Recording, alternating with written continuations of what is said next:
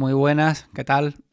Pues hoy toca un webinar sobre introducción al universo inalámbrico de Chure.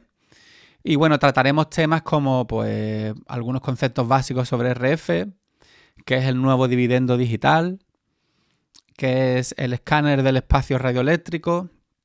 Veremos también detenidamente los elementos más principales de un sistema inalámbrico: antenas, cableado, booster, splitter, combiner, etc. Y para acabar veremos algunos modelos de monitorización INIAR de Chure, de la serie PSM 300, 900 y 1000, y algunos modelos de microfonía inalámbrica también de Chure, como el BLX, GLXD, SLXD y QLXD.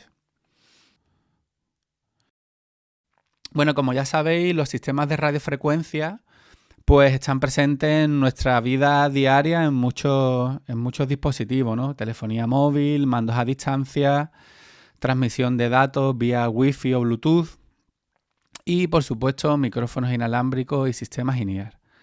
Un sistema de RF siempre va a estar formado por un transmisor y un receptor, además de otros dispositivos, pero bueno, un transmisor y un receptor con sus antenas siempre lo vamos a tener. Y básicamente vamos a utilizar la radiofrecuencia como una forma de comunicación. En nuestro caso del audio, pues vamos a sustituir un cable por un conjunto de sistemas con diferentes características, ¿no?, que nos van a permitir esa comunicación. El no llevar cable no solo va a influir al artista, sino que también a todo el equipo, técnicos, montadores, backliners, etcétera, etcétera, etcétera. Y nos ayudarán pues a crear una estética más limpia y además pues nos va a permitir una mayor libertad de movimiento, ya os digo, tanto al artista como a todo el equipo que está trabajando en ese concierto, espectáculo, show, etcétera. El primer micrófono inalámbrico para artistas de la historia fue el Shure Vagabund 88, presentado en 1953. Y bueno, podía transmitir en un círculo de rendimiento de aproximadamente 200 metros cuadrados y operaba en la banda de los 2 MHz, una banda bastante baja en comparación con las que utilizamos hoy en día. Para que se dé esa comunicación, se produce un proceso que se llama modulación, que a través de este proceso vamos a preparar la señal de audio para ser transmitida. Y consiste pues, bueno, en variar una característica de una onda portadora de acuerdo con una señal que transporta información. Esa onda portadora pues la vamos a modificar, será modificada por una señal de entrada, que es la que tiene la información, que en nuestro caso va a ser audio, y que se llama onda moduladora. Entonces la onda portadora va a ser pues la frecuencia en la que sintonizamos nuestro INIAR o nuestro micro y se va a modificar en alguno de sus parámetros: amplitud, frecuencia o fase. De ahí pues bueno, AM, FM, PM, ¿no? Amplitud modulada, frecuencia modulada o fase modulada. Esta onda moduladora, que como os he comentado antes sería la que contiene la señal, la información a transmitir, va a ser la que contiene en nuestro caso el audio. Estas dos ondas se van a mezclar en el modulador, que en nuestro caso pues va a ser el transmisor, bien de micrófono, bien de INIAR, y de la mezcla de ambas saldrá la señal que emitimos, que será llamada señal modulada. Esta señal va a ser captada por nuestro receptor y se va a demodular, o sea, la vamos a convertir de radiofrecuencia a señal de audio, ¿vale? Por lo tanto, la señal se modula y después se demodula en el receptor para convertir otra vez en señal de audio. El espectro radioeléctrico va a ser el medio por el cual se van a transmitir las frecuencias de ondas de radio electromagnéticas, que nos van a permitir pues estas telecomunicaciones, ¿no? Ya sea telefonía móvil, internet, televisión, radio, etc. Y son administradas y reguladas por los gobiernos de cada país. El espectro radioeléctrico pues, se va a separar en bandas según la longitud de onda. Una banda de radiofrecuencia es una pequeña porción de frecuencias del espectro radioeléctrico utilizadas en comunicaciones por radio. Estas bandas pues serán UHF, VHF, HF, ¿no? Ultra High Frequency, Very High Frequency, High Frequency, etcétera, etcétera, etcétera. Entonces, bueno, los sistemas de radiofrecuencia que usamos trabajan normalmente en la banda de UHF, aunque podemos encontrarnos algunos en VHF. Aquí os muestro un listado de bandas de radio y bueno, aquí tendríamos su símbolo, su rango de frecuencia. Aquí os he marcado, pues como os he dicho, las que vamos a utilizar principalmente en microfonía y en in-ear, y su rango de longitud de onda. Las bandas más bajas tienen mayor cobertura y las bandas más altas mayor capacidad de datos. Por ejemplo, en MF pues tendríamos los canales de radioayuda, radiodifusión. En HF tendríamos, por ejemplo, telefonía móvil, radares, radiodifusión también. Y en VHF y VHF pues vamos a tener telefonía, televisión, Bluetooth y nuestros sistemas. Nosotros siempre vamos a compartir canales con los canales de televisión. Entonces ahora iremos viendo una serie de coordenadas que tenemos que seguir para evitar esos canales. Para buscar siempre las frecuencias que estén más libres, que no estén saturadas ni que no tengan ningún tipo de canal transmitiendo, para que así podamos transmitir sin ningún tipo de interferencia. Entonces, bueno, cada canal de televisión está asociado a un rango de frecuencia. Aquí, si veis, por ejemplo, en la banda 4, pues tendríamos, por ejemplo, el canal 21 y nos indica que su rango de frecuencia sería entre 470 y 478. Entonces, bueno, esto es una manera de definir los canales independientemente de que estén ocupados o no. Y nos va a valer para ubicarnos en el espacio. Por ejemplo, si decimos que tenemos unos micrófonos que trabajan en el canal 27, 28 y 29, pues significa que esos micrófonos trabajan entre 518 y 542 MHz. ¿Vale? Entonces, bueno, supongo que os sonará esto del nuevo dividendo digital, lo habréis escuchado muchas veces. Vamos a intentar explicarlo de manera simple para entender un poco en qué consiste y en qué nos afecta. El nuevo dividendo digital, el segundo dividendo digital, entró en vigor en junio del 2020, o sea, el verano pasado. Y deja libre la banda de los 700 MHz que se usará para el despliegue del 5G. Por lo tanto, nos va a ser imposible transmitir para nosotros con nuestros sistemas inalámbricos y para los canales de televisión desde el canal 49 hasta el canal 60, ¿vale? Desde 694 hasta 790 MHz. Por lo tanto, esto nos va a afectar directamente debido a, por un lado, vamos a tener una reducción del espectro radioeléctrico y por otra parte vamos a tener una mayor congestión del espectro disponible. Ya sabéis, bueno, que el 5G pues nos va a permitir mayor velocidad de navegación, ¿no? Fijaros que con el 4G podíamos tener una velocidad de hasta 200 megabits por segundo y con el 5G será de 10.000. La latencia del 4G era de 100 milisegundos y del 5G podemos tener 1 o 2 milisegundos. Después, pues bueno, una conectividad mucho mayor en el 5G, que prácticamente vamos a tener cobertura en todo el territorio, mientras que con el 4G había zonas limitadas, ¿no? Sobre todo zonas rurales.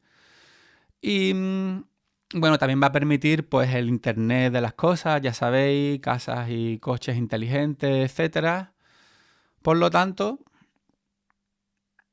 vamos a ver un poco a nivel cronológico cómo ha sido la evolución de estos dividendos. Y bueno, hasta el 2010 teníamos la televisión analógica y ocupaban desde el 470 hasta 862 MHz. Y en este espacio compartíamos espacio con nuestra microfonía. Después, entre el 2010 y el 2014, hubo la primera transformación de analógico a digital y que por su mayor eficiencia en el mismo espacio pues quedaron libres algunos canales. ¿Veis? Estas zonas blancas, ¿vale? Estos canales después hubo una reestructuración, se pasaron al final en el 2015 y también con la incorporación del 4G. Por lo tanto, solo se podía transmitir desde el canal 21 al canal 60. Desde el 61 al 69 quedó liberado para el uso del 4G. Y bueno, y ya en el 2020, como os acabo de comentar, pues entró el 5G.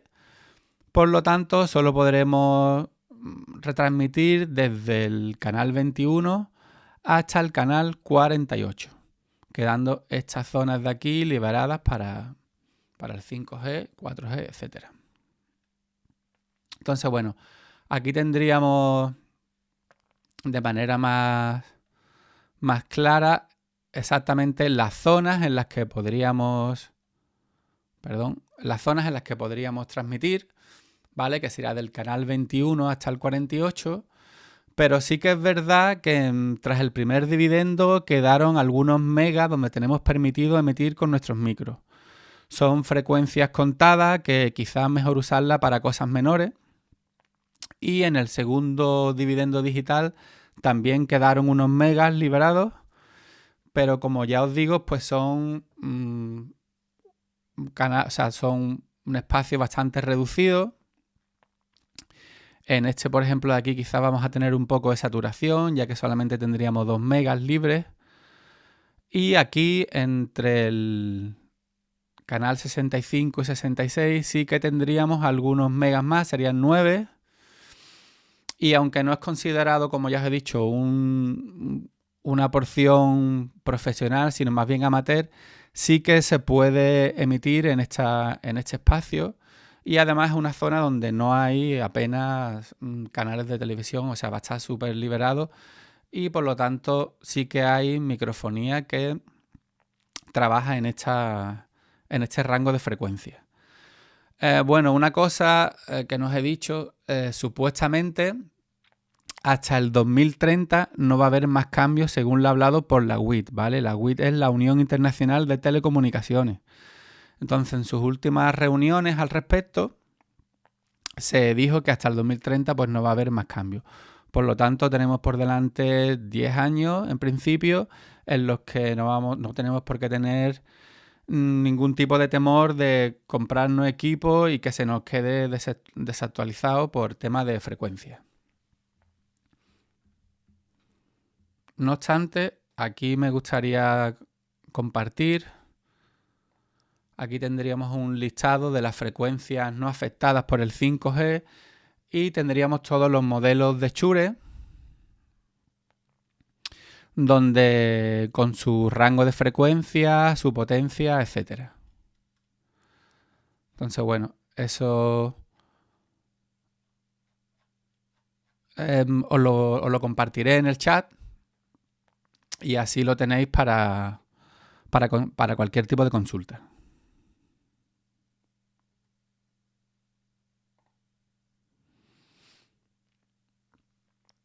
Entonces, otra cosa importante es que vayamos donde vayamos, siempre vamos a tener canales ocupados por la televisión. Por lo tanto, es importante cuando estemos preparando un show, sobre todo un show en el que tengamos mucho inalámbrico, pues consultar web donde podemos ver qué canales están ocupados y así llevar algo planteado en torno a los canales antes del show. Por supuesto, el día del bolo o los días de montaje haremos escáner y demás para ser más conciso, ¿no? Pero sí que es verdad que hay muchas webs donde podemos chequear todo este tipo de canales que estén ocupados y son muy útiles. Aquí, por ejemplo, tendríamos esta web TDT1, ¿vale? Desde la cual vamos a seleccionar cualquier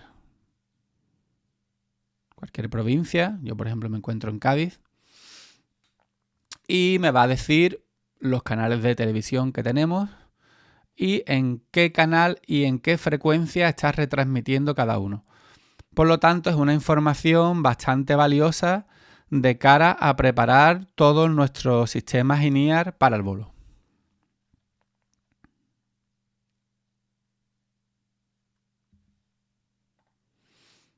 Hay otras páginas como esta de televisión digital del gobierno, etcétera. Entonces, bueno, es bastante interesante siempre, ya os digo, si tenemos un bolo con mucho, donde vamos a tener que trabajar en muchas frecuencias, pues siempre es interesante saber qué frecuencias van a estar libres y cuál vamos a tener ocupada ya de antemano seguro.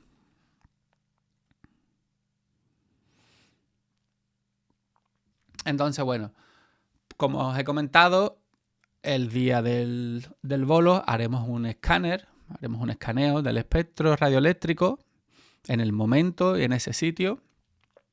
Y bueno, básicamente un escáner pues es un equipo de medición electrónica que nos permite visualizar en una pantalla las ondas de radiofrecuencia. Para el uso de un escáner siempre vamos a necesitar un hardware con una antena que analice lo que tenemos en el aire, aunque luego nos apoyemos en un software que nos permita ver con mayor detalle, así como importar y exportar nuestro espacio radioeléctrico. Entonces, bueno, aquí tendríamos el Shure XT600 Spectrum Manager, que es un escáner que además nos da la posibilidad de gestionar frecuencias de backup entre dispositivos Shure. Por otro lado, tendríamos el software Wireless Workbench 6, que es un software gratuito desarrollado por Shure y nos va a ayudar a gestionar, así como a tener el control sobre sistemas inalámbricos en red. Ahora hablaremos un poquito sobre el Workbench.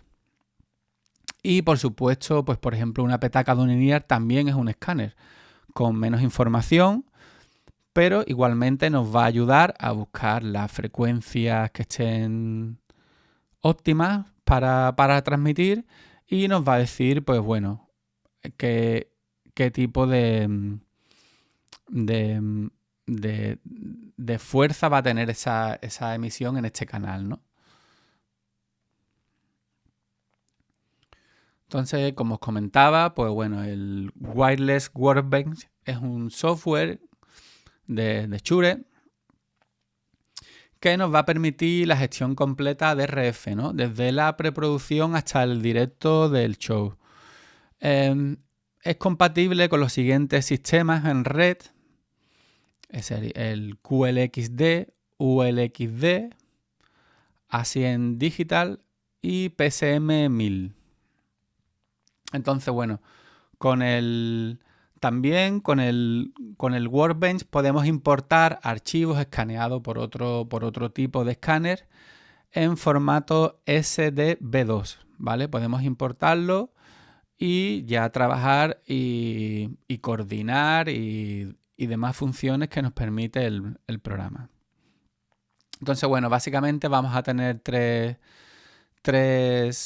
diferentes superficies, tres ventanas, ¿no? Con diferentes herramientas. En una nos va a permitir la coordinación de frecuencias, nos va a calcular las mejores RF posibles. En otro nos da la posibilidad de tener un inventario ¿vale? Desde donde podemos planificar el show y gestionar los diferentes sistemas que vayamos a utilizar. Y en otro tendremos el monitor, donde vamos a ver en directo pues el estado del equipo que tengamos conectado en red, y además nos va a permitir hacer algunos ajustes remotos, ¿vale?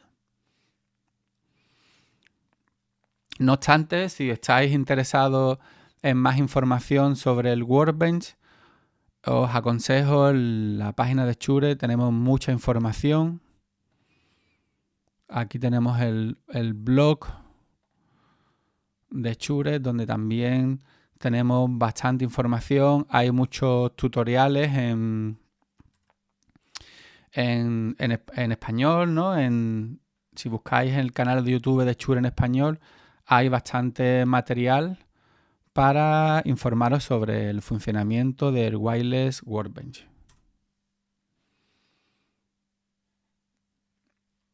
Ahora, de todas maneras, os compartiré todos estos links por aquí, por el chat, por si queréis investigar un poco más.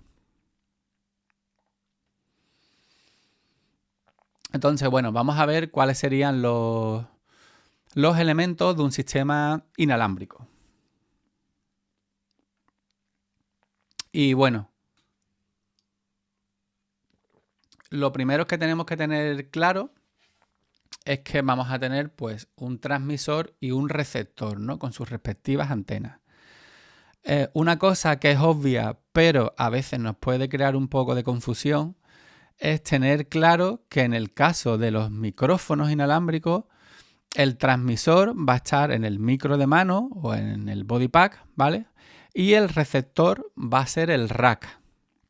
Mientras que en los monitores in-ear será el transmisor, el rack, y el receptor va a ser la petaca, ¿vale? Donde tenemos conectados nuestros auriculares. Sé que es algo obvio, pero alguna vez nos puede crear un poco de confusión, ¿no? Entonces esto es algo que hay que tener siempre muy claro. Y bueno, otro elemento de los más importantes, pues va a ser la antena. La antena es un transductor, que es un dispositivo que convierte un tipo de energía en otra, ¿vale? En este caso, ondas electromagnéticas, radiofrecuencias en electricidad. Otro tipo de transductores pues sería un altavoz o un micrófono.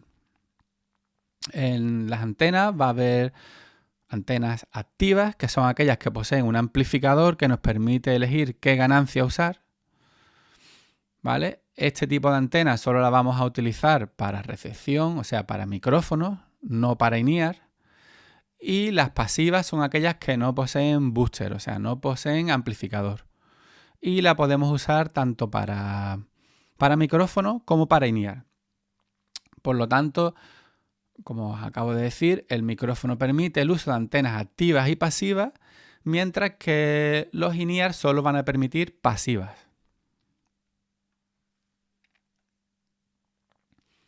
La polarización es la referencia de transmisión, o sea, cómo la onda radiada es transmitida y recibida.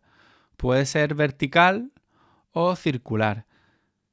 Si están en sentidos distintos, podemos perder señal, ¿no? Por lo tanto, tenemos que tener siempre las antenas, tenemos que tener en cuenta la polarización de nuestras antenas para que la transmisión sea completa y no haya pérdidas.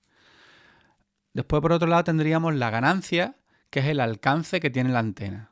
Las direccionales siempre van a tener más ganancia que las omnidireccionales. Ahora hablaremos de los tipos de antenas según su patrón polar. Y bueno, en función del contexto, pues usaremos unas u otras, ¿no? Las antenas pues se pueden cambiar y se pueden poner externas en cualquier receptor que nos permitan quitarlas. En las series más económicas suelen ser fijas y no lo podríamos hacer. En este caso, las antenas de Shure son compatibles con otras marcas, pero hay que tener en cuenta que el rango de frecuencia en el que trabajan sea el mismo. Por otro lado, el posicionamiento de antenas es fundamental. Y bueno, he hecho estos 5 puntos que creo que son como muy importantes. Y por un lado, pues la La antena que transmite siempre tiene que estar mirando a la antena que recoge, tanto en micros como en in-ear. Cuando no se pueda conseguir, tendremos que poner antenas remotas mediante un cable y mejor ubicadas. Por ejemplo, en una sala de congreso donde los receptores están guardados en un rack, en un mueble en otra habitación, hay que sacar mediante cableado la antena. Por otro lado, evitar obstáculos como LED, pantallas de LED, luces, cristales, superficies metálicas, etc. ¿Vale? Es muy importante ya que este tipo de obstáculos nos pueden crear interferencias y pérdidas de señal.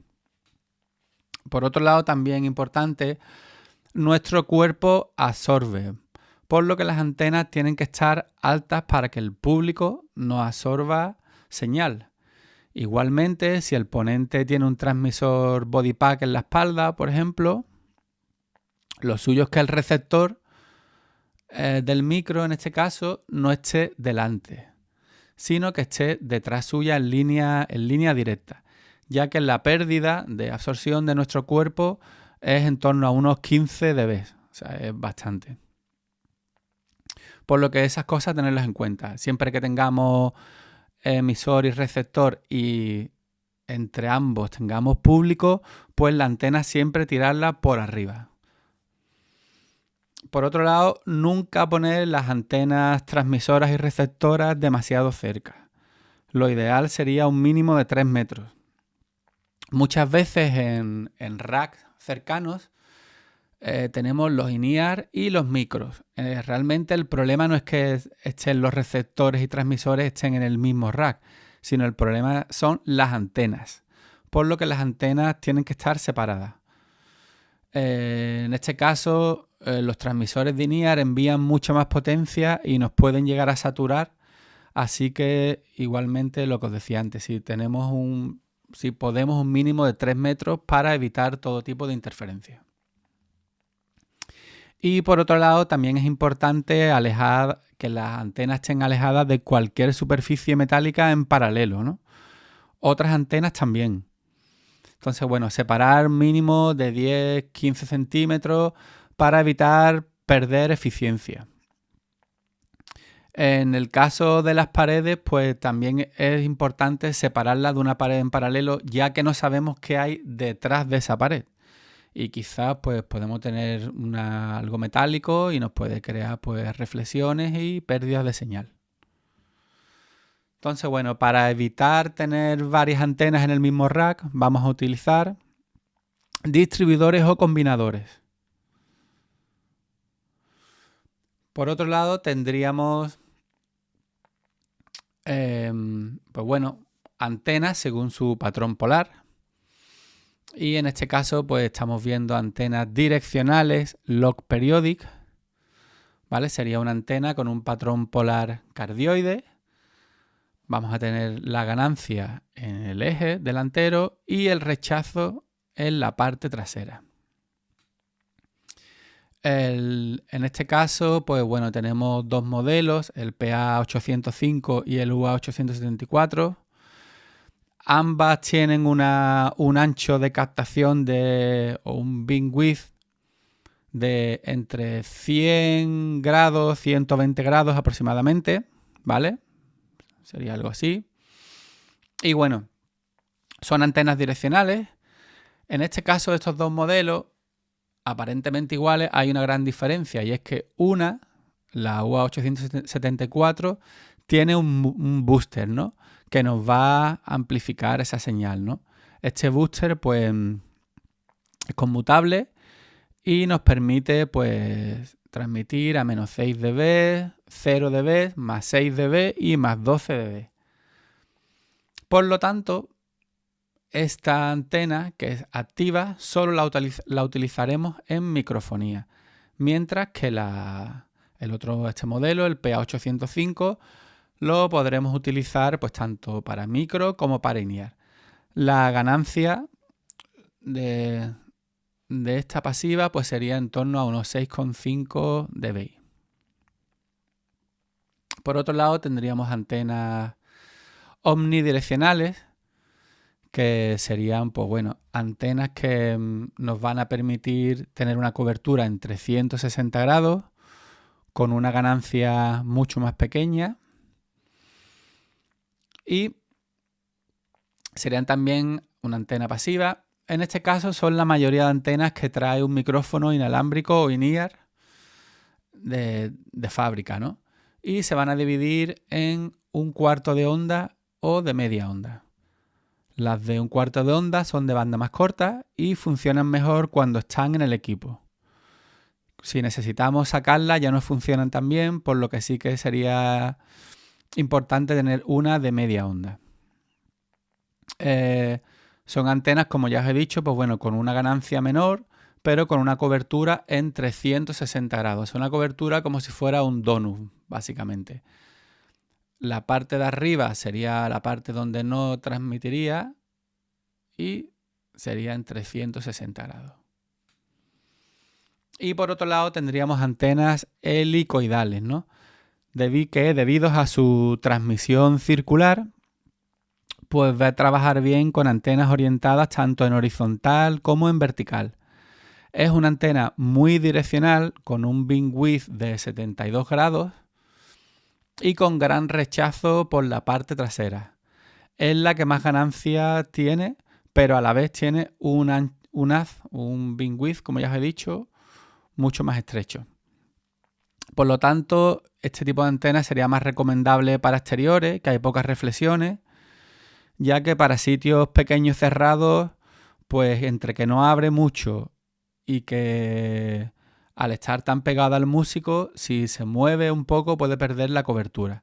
Entonces es más utilizada en escenarios grandes y muy utilizada también para in-ear, ya que no importa, como os he dicho, la disposición de la antena, porque al proyectar en 360 no va a perder nunca la transmisión, independientemente de cómo esté colocada la antena. Aquí tendríamos otras antenas no tan comunes, aunque también usadas. Esta sería una antena de suelo, de RF Venue, RF Spotlight y bueno, sería muy usada pues para broadcast, teatro, cine, donde la podremos acercar bastante a su transmisor. Es una antena omnidireccional y con una ganancia de 1 dB. Por otro lado tendríamos antena Diversity Fin, que sería realmente como dos antenas en una, ¿no? Tendríamos una direccional con polarización vertical y otra con un dipolo con polarización horizontal. Por lo tanto, nos va a dar una cobertura 360 grados. Y por otro lado, pues la UA864, que sería un patrón polar semejante a un polar cardioide. Un poco más estrecho quizás, pero muy buena para instalaciones, ¿no? Por su limpieza y con una ganancia de 3 dB.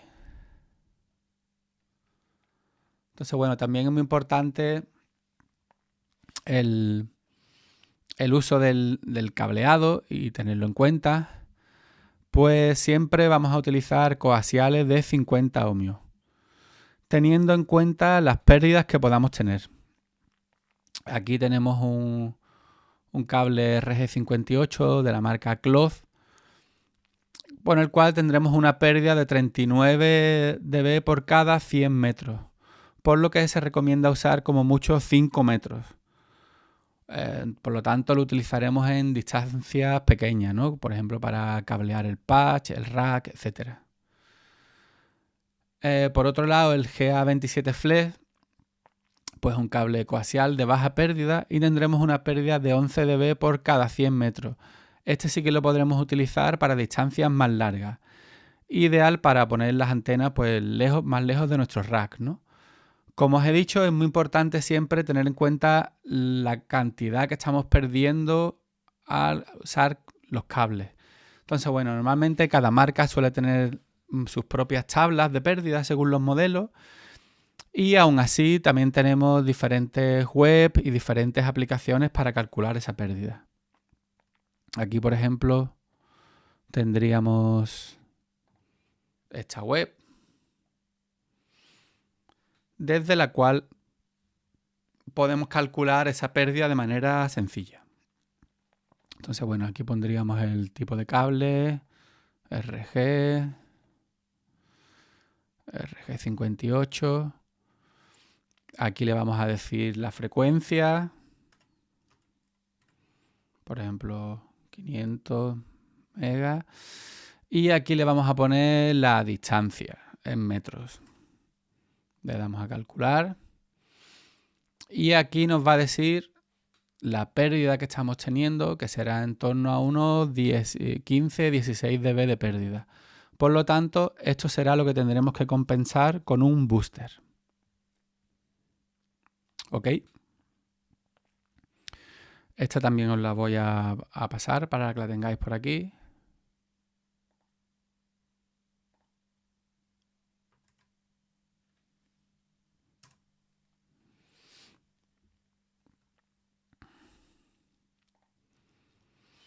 Entonces, bueno, como os comentaba, esa pérdida que vamos a tener en los cables la vamos a compensar mediante un booster, que básicamente lo que nos va a permitir es amplificar esa señal, como os he dicho, para compensar esta pérdida.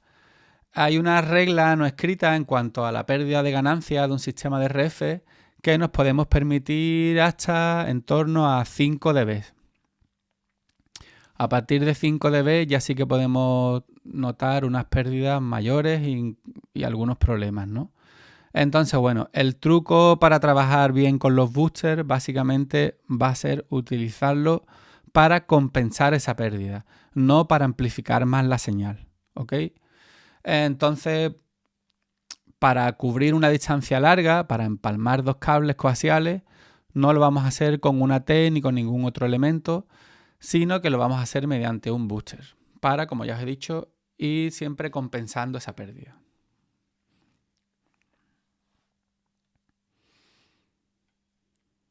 Entonces, bueno, para evitar tener varias antenas en el mismo rack, vamos a usar splitters o combiners.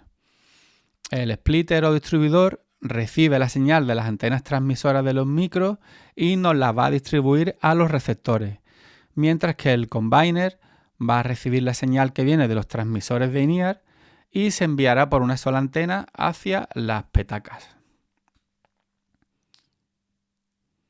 Entonces, bueno, tenemos diferentes maneras de distribuir esta señal. Por un lado tendremos distribuidores pasivos, que sería esta T, que la vamos a utilizar, pues bueno, cuando tengamos poca distancia y tengamos pues más de un equipo y bueno, nos dará una pérdida de 3 dB.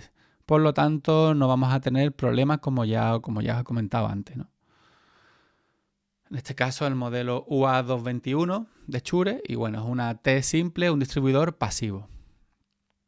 Y aquí veis como con una T pues sacamos la señal para cada entrada de antena del receptor, ¿no?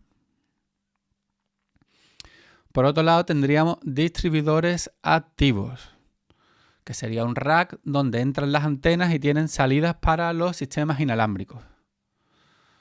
Aquí tenemos el modelo UA844, ¿vale? Que sería compatible pues, con sistemas VLX, SLXD, QLXD, ULXD y el AXT630, ¿vale? Para ASIEN. Y bueno, en este caso, pues ya veis, vamos a conectar las antenas a nuestro splitter y cada señal la vamos a sacar hacia las diferentes entradas de antena de nuestro receptor. Y tendríamos otro tipo de distribución activa que sería con dos niveles. En el caso anterior solo tenemos un nivel, ¿vale? Del splitter directamente hacia los receptores.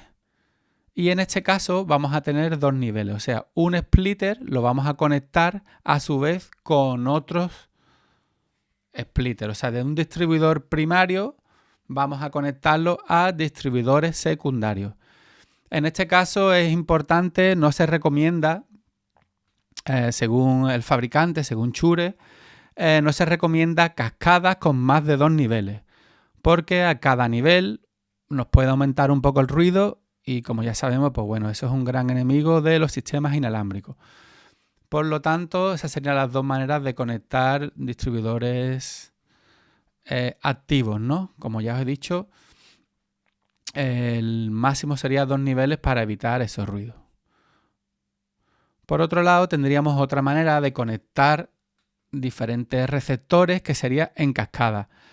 Hay algunos receptores que tienen una salida también de RF, por lo que vamos a conectar la antena en el IN y por el out de RF la vamos a conectar al siguiente receptor. Y así podemos hacer una cascada que va a depender un poco del sistema que estemos utilizando. En el caso del ULXD, pues nos va a permitir 2 racks, o sea, un salto. En el caso de Ascend Digital, que es el que tenemos aquí, pues nos va a permitir 4 racks, ¿no? 3 saltos. Entonces, bueno, esos serían los diferentes tipos de splitter. Por otro lado, tendríamos combiner, ¿vale? Que sería pues la manera de sumar señales de diferentes transmisores para emitir con una sola antena todas estas frecuencias a sus siguientes receptores. Se suele utilizar en linear y bueno, sería pues un poco el camino inverso. Aquí tendríamos un PCM1000, lo conectaríamos al splitter, del splitter saldría por una antena y con esta antena vamos a recoger esa información. ¿Ok? Y bueno, también se suele utilizar cableado de fibra óptica, ¿no? Esta forma es más usada cuando tengamos que cubrir largas distancias de cable coaxial, ¿no? Para evitar tener que poner muchos boosters, ya que con el cable de fibra óptica vamos a poder tirar pues kilómetros de cable sin tener pérdida. También se suelen utilizar cuando tengamos que tirar nuestro coaxial junto a mangueras con cables eléctricos. Estos cables nos pueden meter interferencias y ruido, por lo que si utilizamos este tipo de adaptadores como de la serie Optics, la serie 3 de la marca RF Venue, nos van a convertir por una señal que entraría por cable coaxial, nos la va a convertir a cable de fibra óptica. Igualmente, pues bueno, tendríamos un transmisor y un receptor. El último sería un receptor que lo convertiríamos y ya entraría en nuestro rack. Y bueno, no menos importante, pues serían las baterías y sus cargadores, ¿no? Aconsejamos siempre, pues bueno, utilizar baterías recargables. Una nos va a salir más económico. Por otro lado, tener en cuenta también que estas baterías recargables de litio, de iones de litio, ya apenas tienen el efecto memoria. Y por lo tanto, además va a ser mucho más ecológico, ¿no? Entonces, pues bueno, siempre nos viene bien tener algún tipo de cargadores de diferentes, pues no lo hay para diferentes números de baterías, etcétera. Y nos viene muy bien, pues eso, tener baterías recargables. Además, podemos tener más información, incluso en los micrófonos, por horas, por tiempo, ¿no? El tiempo que nos queda de batería y tal, una información mucho más detallada.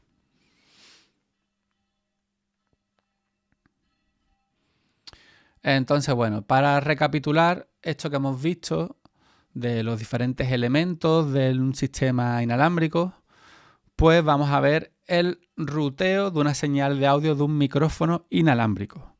Entonces, como os comenté antes, el transmisor, que en este caso sería el micro de mano o el body pack, la petaca body pack, va a enviar la señal mediante RF radiada, que puede ser directamente al receptor o hacia una antena que a su vez está conectada vía cable coaxial a un splitter, y este splitter conectado igualmente por cable a su receptor.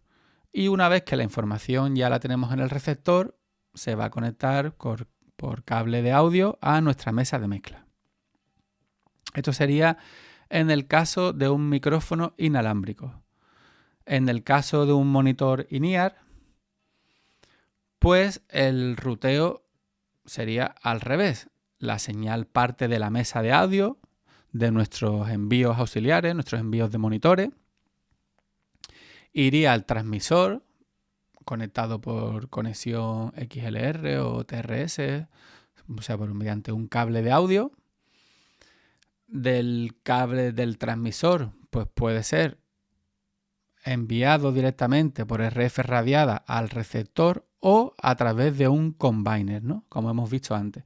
Entonces, bueno, a través de un cable coaxial se conectaría con el combiner, a su vez a la antena, y la antena lo radiaría hasta el receptor, ¿vale? Y en el receptor, en la petaca, pues sería donde conectaríamos nuestros auriculares y tendríamos nuestro monitor in-ear. ¿Ok?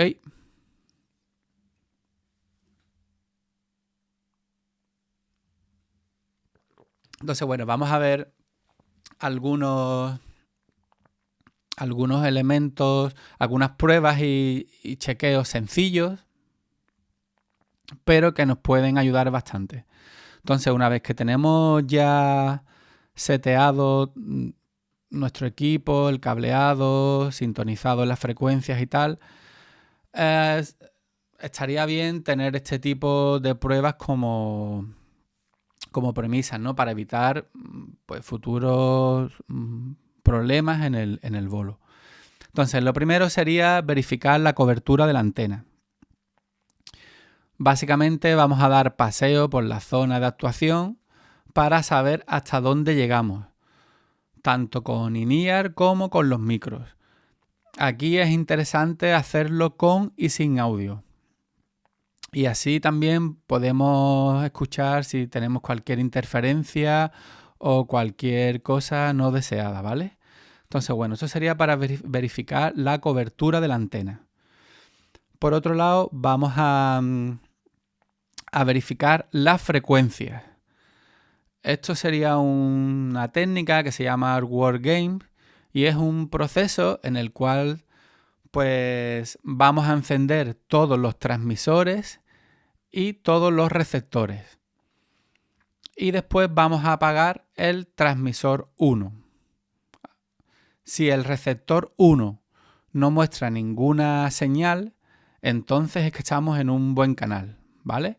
Así lo vamos a ir haciendo con todos. O sea, vamos a ir apagando diferentes receptores con su... O sea, vamos apagando diferentes transmisores, y tenemos que comprobar que en su receptor no llega nada. Porque si nos llegara algo, nos va a llegar de otro transmisor que no es el suyo. Por lo tanto, tenemos un problema de radiofrecuencia. O sea, está llegando una señal por otro sitio o de otro transmisor o de alguna interferencia que no nos interesa. Entonces, bueno, esto es importante hacerlo y realmente es sencillo. Solamente, pues eso, tenemos que encender todo e ir apagando uno a uno y comprobando la señal que nos va llegando.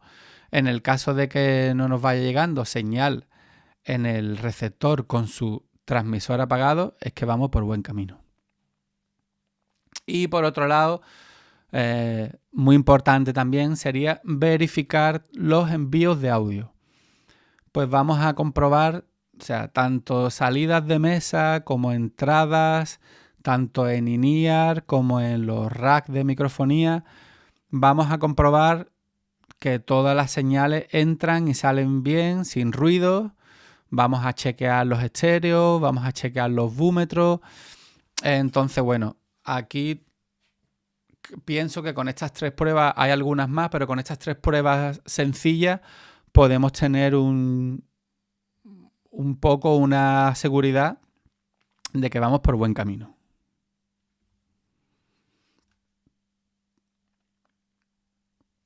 Entonces, bueno, ya para ir acabando, vamos a ir viendo algunos modelos de monitorización in-ear. En este caso vamos a ver la serie PSM y después veremos algunos modelos de microfonía. En el caso de la serie PSM, vamos a empezar por el PSM300. Hay una gama inferior que sería el PSM200, pero en este caso, bueno, nos vamos a centrar en el 300, 900 y 1000. Pues bueno, tiene una conexión de RF estable a 90 metros. Nos va a permitir un audio digital de 24 bits. Un ancho de banda de sintonización de 24 megas que nos va a permitir tener 15 sistemas simultáneos por banda. Hasta 90 dB de relación señal-ruido. Y una opción que a mí me parece muy interesante, que es el Mix Mode, que ahora os voy a explicar. Aparte, pues bueno, disponemos de 2 tipos de petacas. La P3R y la P3RA. La P3RA sería el modelo superior, con una carcasa de metal, con más información en pantalla. Y viene con otros auriculares de la siguiente serie superior, ¿vale? Entonces, bueno, os voy a explicar qué es esto del Mix Mode. Y bueno, aquí en este sistema, pues tenemos la opción de enviar una señal estéreo o mono.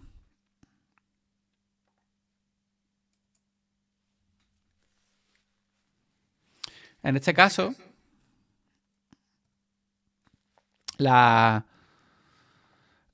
señal, fijaros, podemos enviarla, como os he dicho, en monos o en estéreo, y nos da la opción de que el músico, desde su petaca, pueda balancear esa señal. O sea, fijaros, si tenemos la señal estéreo, por un canal pues podemos mandar, por ejemplo, la voz y por otro la guitarra. Fijaros, esto sería bueno, un envío mono normal, estéreo, y en el Mix Mode tendríamos, por ejemplo, en L entraría la banda, mientras que en R nos entraría el cantante principal. Pues al activar la función Mix Mode desde la propia petaca del músico, tú puedes balancear y darle más importancia al canal L de la banda o al canal, en este caso, del cantante, ¿vale? O sea, tendríamos una mezcla mono, pero cada uno desde su propia petaca se puede balancear y darle más protagonismo a lo que nos interese. ¿Veis? Aquí, desde este balance que tenemos en la petaca, nos permite pues tener más o menos señal. Entonces, bueno, fijaros, aquí tendríamos por un lado, pues por ejemplo, la voz principal del cantante, por otro lado la guitarra, y tendríamos las 2 petacas, la petaca del cantante y la petaca del guitarrista. Desde la petaca del cantante, él se puede dar más señal de voz y el guitarrista se podría dar más señal de guitarra. Entonces, bueno, es una manera, aun teniendo una mezcla estéreo en la entrada de in-ear, cada uno se puede ajustar y con este modo pues tendríamos una señal mono, pero dándole más prioridad o menos prioridad al elemento que cada uno considere. Por lo tanto, me parece bastante interesante. ¿Vale? El siguiente modelo de la serie PSM pues sería el PSM 900, que como veis pues bueno, ya tiene 36 megas de ancho de banda, por lo tanto nos va a permitir tener más sistemas simultáneos por banda al mismo tiempo, ¿no? Tendríamos hasta 20 sistemas. También tendría la función Mix Mode, una relación señal-ruido de 90 dB, y tendría otras opciones como un limitador de volumen, un filtrado avanzado de RF, que nos va a ayudar bastante para eliminar esas interferencias, y otra función que a mí me parece bastante interesante, que es el modo QE, ¿vale? El modo QE básicamente nos va a permitir pues la monitorización de hasta 20 mezclas en nuestro body pack. Es muy útil para técnicos, ¿vale? Y bandliners, pues para saber qué está escuchando cada músico en todo momento. Entonces, a través de un QE que vamos asignando a cada petaca, el técnico con su petaca puede ir de manera fácil, solamente tiene que ir moviéndose dentro de los QE, escuchando lo que realmente está escuchando el músico. Supongo que tanto a músicos como a técnicos nos habrá pasado, pues en medio de un bolo, pues el músico haciéndole señales al técnico para diciéndole que le suba, pues yo qué sé, el bombo o la guitarra o la voz o X. Y el técnico, por otro lado, que no se está enterando muy bien qué es lo que le está pidiendo, ¿no? Pues bueno, de esta manera es muy fácil, porque si tú ves que el guitarra te está pidiendo algo por monitores y no queda clara la comunicación, tú te vas a ir con tu propia petaca, vas a buscar el QE del guitarra y directamente vas a escuchar exactamente lo que él tiene en su mezcla. Por lo tanto, ya os digo, es una herramienta muy, muy útil para eso, para técnicos, ¿no? Y bueno, y como veis, pues básicamente consiste en eso. Activando el modo QE, tú vas a sincronizando cada petaca con tu petaca con cada transmisor, y les va nombrando un QE, de manera que, pues eso, en tu petaca vas a tener todas las mezclas que tengan los músicos. Y de manera muy fácil vas a poder ver, aquí tenemos, por ejemplo, voz principal, batería, y entonces es una manera muy simple y bastante potente para el técnico saber que está escuchando el músico en todo momento. ¿Ok?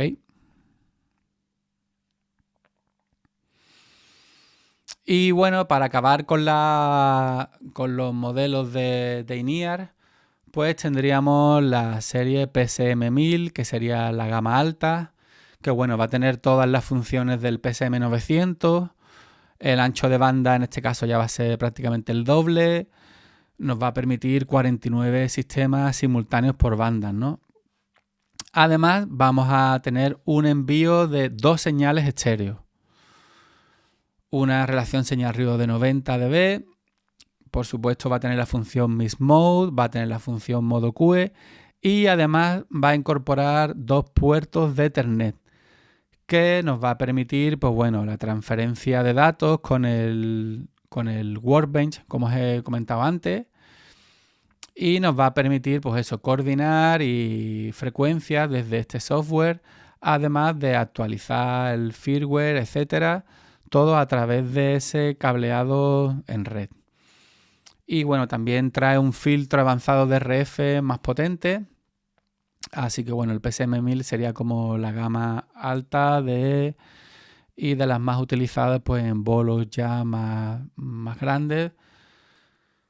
Y sería pues eso, la gama alta de modelos de monitores INEAR de Shure. Ahora vamos a ver algunos modelos de microfonía inalámbrica. Y bueno, vamos a empezar pues con la serie BLX. Quizás va a ser la serie más simple de las que estamos viendo hoy. Y bueno, tendría un rango de rendimiento de hasta 100 metros, con baterías con autonomías de hasta 14 horas.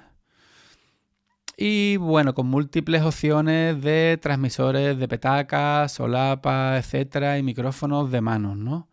En este caso tendríamos versión para micrófonos de mano de PG58, SM58 y Beta58.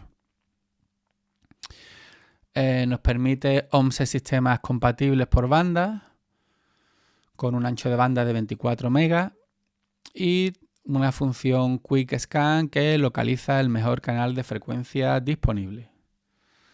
Por otro lado tendríamos el modelo GLX-D Advance. El GLX-D sin Advance va a ser descatalogado. Y bueno, este modelo funciona en el rango de los 2,4 GHz. También tiene baterías recargables. Nos permite tener antenas externas para mejor recepción. Y bueno, nos va a permitir conectar hasta 11 canales con el analizador GLX-D Advanced Wireless Frequency. El alcance operativo, pues bueno, va en función de las condiciones que tengamos. Pues si estamos en un recinto cubierto nos va a permitir de 30 a 60 metros y al aire libre de 20 metros a 50 metros. No tiene cápsulas intercambiables, aunque sí que tiene modelos con SM58, Beta58, SM86 y Beta87.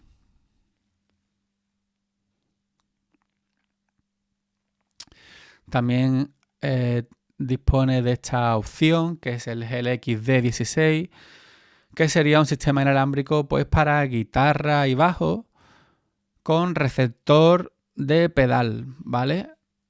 Que además es un afinador. Y bueno, es una opción pues muy interesante pues para eso, ¿no? Para tener nuestra guitarra o nuestro bajo de manera inalámbrica. Ahora vamos a ver la serie, el modelo SLX-D, que sería de las últimas incorporaciones en la familia wireless de Shure. Y bueno, es un micrófono enfocado para los cantantes, pero también para corporativos, colegios, centros de congresos, etcétera.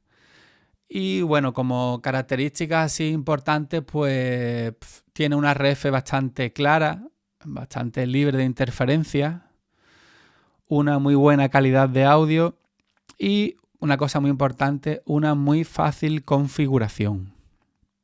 Ahora veremos algunos un poco el seteo y demás y ya veréis que es súper simple.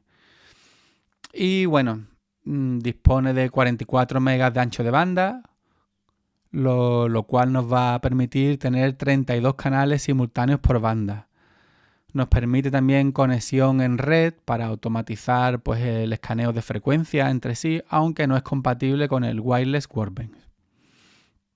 Y bueno, tiene cápsulas de micro intercambiables desde este modelo para arriba, o sea, todas las series superiores. Y bueno, pues dispone cápsulas de SM58, Beta58, KSM8, KSM9, SM86, SM87, etc. Así que bueno, tenemos una larga lista de opciones de cápsulas de micro intercambiables. Y bueno, pues como os he dicho, también dispone de baterías recargables. Y además tiene opciones de rack simple y de rack doble. Y como veis aquí, pues bueno, transmisor body pack, un micro de mano y ambos permiten pues baterías recargables. Voy a mostraros. Aquí tengo a un SLX-D, ¿vale? El receptor 4. Y bueno, veréis que es muy fácil de configurar. Entonces, bueno, es muy interesante porque no hay que tener muchos conocimientos de de sonido ni de RF para hacer un reseteo fácil, ¿no? Entonces, bueno, si nos vamos al menú, lo primero que tenemos pues va a ser el seteo de frecuencias. Y fijaros que tiene un seteo guiado, ¿no? Entonces, bueno, eso es bastante interesante, ya que como os decía, pues no tenemos que tener, nos va a decir paso a paso todas las instrucciones para sincronizar con nuestro transmisor y receptor, ¿vale? Entonces, bueno, tendremos también las opciones típicas de Shure, ¿no? Escaneando el grupo, escaneando el canal. Cuando hablamos de grupo, bueno, un grupo sería un conjunto de frecuencias compatibles dentro de una banda de frecuencias, mientras que un canal sería una frecuencia dentro de ese grupo. Y también podríamos hacerlo de manera manual, ¿vale? En este caso vamos a hacerlo de la manera guiada para que veáis que es muy simple. Entonces aquí nos pregunta si queremos iniciar nuestro sistema o añadir otro receptor. En este caso vamos a iniciar nuestro sistema.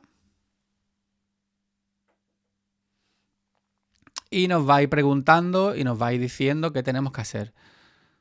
Dice que pulsemos para continuar. Nos está diciendo que tengamos nuestro transmisor apagado. Yo tengo aquí a mi lado un micro de mano que lo tengo apagado. Seguimos. Y le decimos que empiece con el escaneo. Aquí nos está escaneando.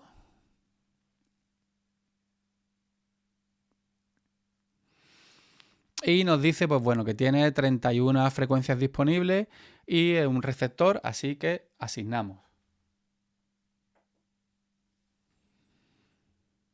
Vale, nos dice que van a ser asignados, ok.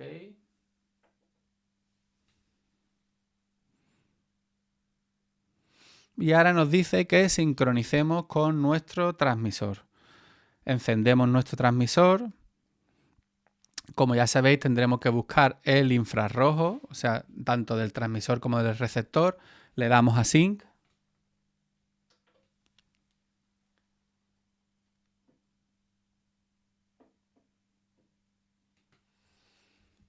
¿Vale? Y ya tendríamos el receptor y transmisor configurados. Ahora seguiríamos avanzando por el menú. Aquí tendríamos, pues bueno, para poner el nombre del canal.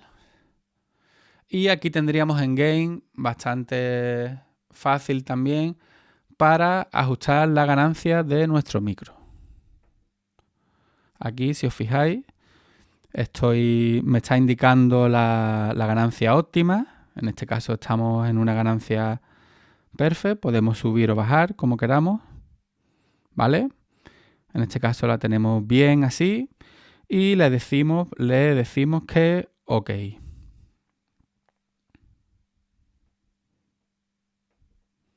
Vale, volveríamos al menú. Y bueno, aquí tendríamos pues más opciones. La línea de salida, si queremos que salga por línea o micrófono. Aquí tendríamos algunos settings avanzados, donde tendríamos, pues bueno, el bloqueo del receptor, bloqueo pues del power, del menú.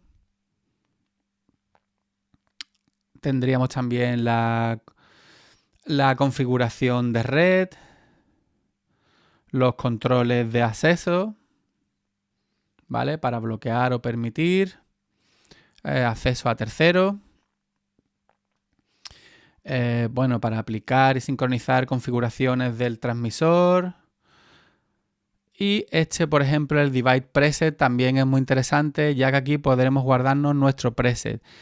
Sobre todo está pensado para utilizarlo en sitios pues como un instituto o un centro, una casa de juventud, un centro de congresos, etcétera, donde van a pasar por el sistema pues diferentes manos. Entonces aquí nos podríamos guardar nuestros presets de manera que si nos lo tocan siempre vamos a tenerlos ahí.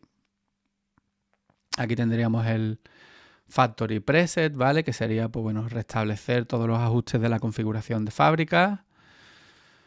Aquí sería pues la actualización del firmware, ¿vale? Y el about, ¿no? Que nos va a decir pues la versión de firmware que estamos utilizando y el número de serie.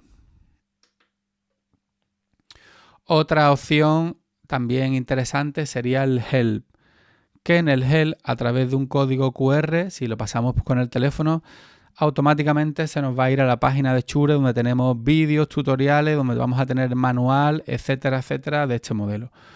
Por lo tanto, como veis, es un dispositivo pues bastante fácil de usar, por lo que os comentaba, ¿no? Está también muy pensado pues para eso, no solamente para utilizarlo por profesionales del audio, sino por cualquier tipo de persona en otros espacios.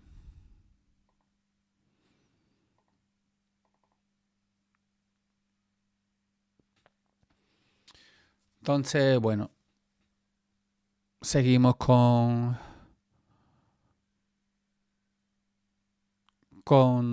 vamos a ver ya el último modelo, ya sería de la gama más alta de microfonía de Shure.